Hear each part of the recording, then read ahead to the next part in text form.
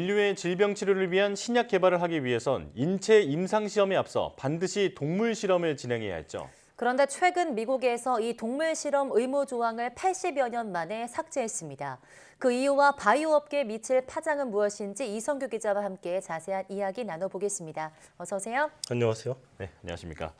자, 바이오 의학 관련 뉴스를 보면 종종 실험실에서 그 생쥐라든지 다른 동물을 대상으로 이제 실험하는 걸 볼 수 있는데 이 신약 개발 과정에서 동물 실험을 하는 이유부터 알려주시죠.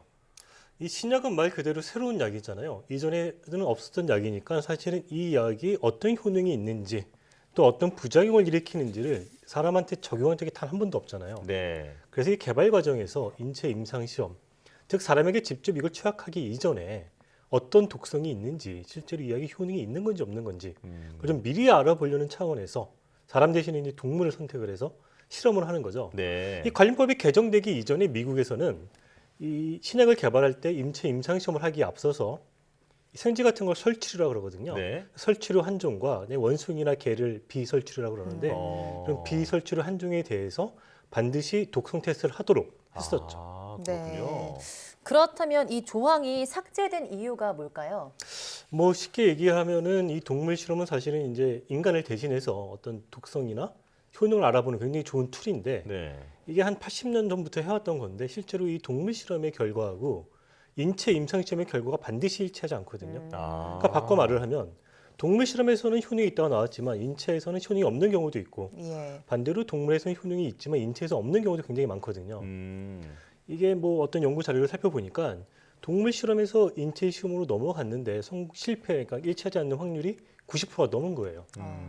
굉장히 이제 일치하지 않다 보니까 이 동물 실험이 효율성이 없다. 네. 이런 이제 비판이 제기가 됐던 거고 이와 함께 이제 최근에는 그 어떤 그 동물 복지도 이제 이슈가 되고 있잖아요. 이제 그런 거에 맞물리면서 어떤 동물 실험이 좀 실효성이 없는 거 아니냐 이런 목소리가 계속 나왔던 거죠. 네, 일단 가장 큰 이유는 동물 실험의 의미 자체가 좀 떨어진다 이런 그 지적과 함께 방금 말씀해주신 동물 복지가 최근에는 더 큰 영향을 미쳤을 것 같은데요.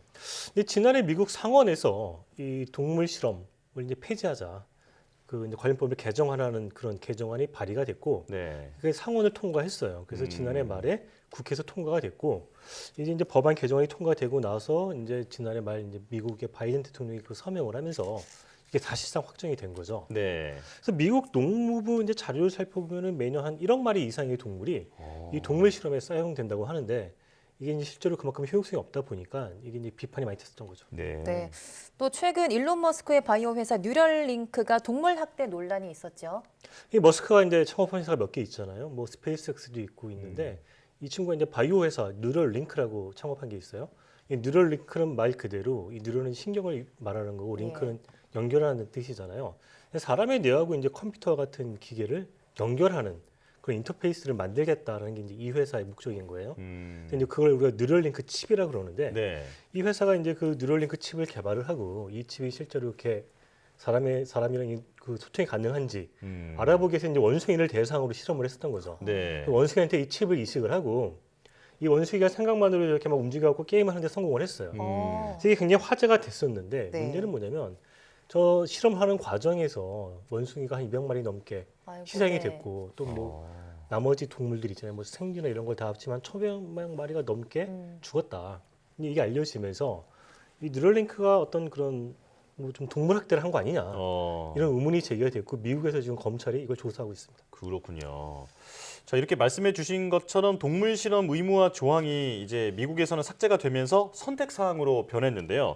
그렇다면 동물 실험 말고 다른 방법으로 시험을 하기는 해야 될 거 아니에요. 어떤 방법이 있을까요? 그러니까 이제 개정법을 살펴보면은 우리가 이제 동물 실험을 비임상 시험이라고 그러거든요. 네. 인체 임상이 아니라 비임상 이렇게 붙여가지고 그래서 비임상의 이제 방법으로 이제 예를 든 게 뭐 시험관이나 컴퓨터, 뭐 화학적 또는 비인체 생체 실험 뭐 이런 걸 들었어요. 네. 좀 난해하잖아요 표현이요. 네. 그래서 이건 이제 기술적으로 표현을 하자면은 뭐 세포를 이용한다거나 아니면 뭐 바이오칩, 뭐 장기칩이라고 불리는데 이걸 이용한다거나 뭐 컴퓨터 모델링 기법을 이용한다든지 그리고 이제 동물 실험도 여기 포함이 돼 있죠 당연히 선택이 바뀐 거니까요. 아, 네. 네. 그 동물 실험이 의무가 아니라 선택이 되면서 비임상 실험의 예시에 동물 실험이 포함되긴 했는데요. 동물 실험 이외 바이오 칩이나 또 세포를 이용한 실험 등은 어떤 게 있을까요? 근데 세포를 이용한 어떤 방법 중에 가장 대표적인 게 이제 오가노이드를 이용하는 건데요. 음. 이 오가노이드에서 이제 이건 오간 있잖아요. 우리 장기를 뜻하는 오간에서 그 IOD가 붙어갖고 오가노이드. 네. 네. 유사 장기란 뜻인데 음. 미니 장기라고도 불리는데요. 우리 어떤 인체의 특정 장기의 기능을 모사한 그런 이제 세포 덩어리를 만든 거예요. 줄기 세포를 이용을 해서. 그러니까 인간이 줄기 세포로 시작을 해서 어떤 특정 장기의 기능을 흉내낸 세포 덩어리를 3차원으로 만들었다. 그래서 이걸 이제 오가노이드라고 부르는데 네.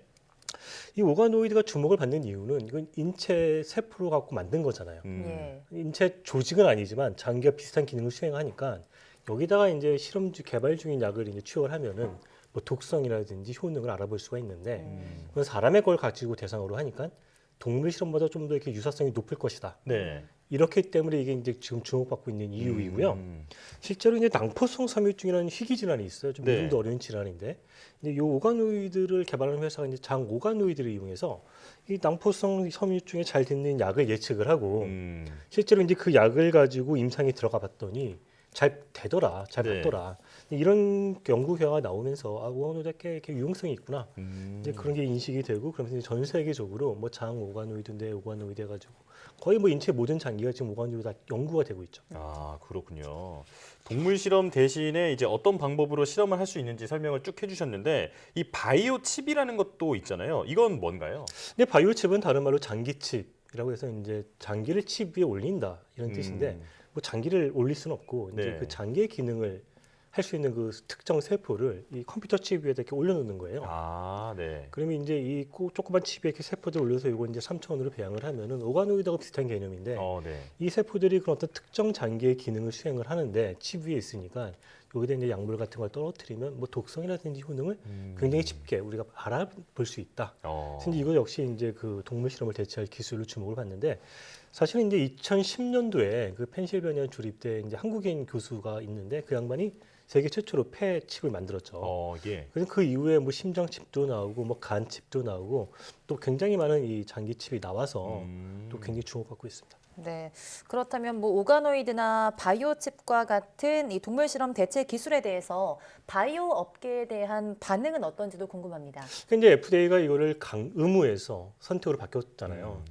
그래서 요 이제 오가노이드나 이런 장기 칩을 개발하는 회사 아니 연구원들은 좀 이제 환영하는 분위기죠. 네. 이걸 계기로 이제 관련 연구가 좀 더 탄력을 받을 것이다. 예. 아직 뭐 이렇게 상용화 단계까지는 많이 못 갔지만은 이게 기폭제가 돼서 좀 상용화에 한층 더 다가설 것이다 이렇게 기대를 하고 있고요.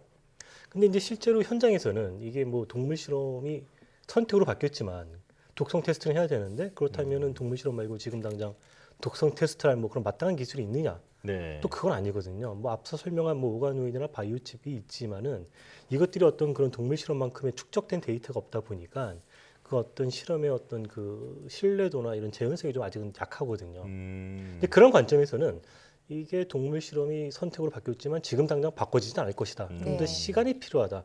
이렇게 보고 있고요. 네. 현실적으로 이제 FDA가 요거가 이제 의무화해서 그러니까 선택으로 였기 때문에 또 그런 한계도 있다라는 얘기도 있고 네. 그다음에 이제 FDA에서 이 독성을 이렇게 테스트하는 이런 사람들이 사실은 이 아직은 동물 실험 결과를 신뢰하고 있더라. 왜냐면 이 동물들이 안락사 하면은 이제 그 동물들의 어떤 장기들을 대상으로 하면 되니까 아직은 좀 동물 실험들을 좀 선호하는 그런 보수적인 경향이 있다. 좀 이런 회의적인 시각도 있어서 이게 좀 아직은 대체되기까 좀 더 시간이 걸릴 것이다. 네. 이렇게 업계는 보고 있습니다. 네. 자, 시간이 좀 걸리더라도 앞으로는 이제 동물 실험 대신에 오가노이드라든지 바이오칩이라든지 이런 다른 방법이 더 활발해질 것으로 예상이 되는데요. 자, 이번 법 개정은 어떤 의미가 있는지 한번 정리해 주시죠. 그러니까 사실은 이제 이번 법 개정이 좀 더 강력하려면은 이게 선택이 아니라 아예 그냥 삭제를 했어야 되는데 근데 그 미국도 아는 거죠. 아직은 대체 기술이 성숙하지 않았으니까 네. 이걸 당장 이렇게 할 수는 없다는 걸 알기 때문에 이렇게 법 개정을 했다는 거는 사실은 뭐 동물복지 같은 어떤 최신의 그런 트렌드도 있지만은 앞으로 이제 동물 실험을 대체할 어떤 그런 기술에 대해서 이 정부 당국이 좀 그런 관련 기업들이랑 좀 논의도 해보고 예. 어떻게 이 대체 실험법을 좀 발전시킬지 그런 논의하는 어떤 법적 근거가 마련이 됐다. 이렇게 업계는 평가하고 있고요. 예. 이와 관련해서 이제 좀 더 그런 뭐 오가노이드나 이런 장기칩을 개발한 업체들은 조금 더 탄력을 받을 것이다. 이렇게 전망하고 있습니다. 그렇군요. 네, 과학이 빠르게 발전하면서 그에 대한 윤리 의식 또한 진화하고 있는 것 같은데요.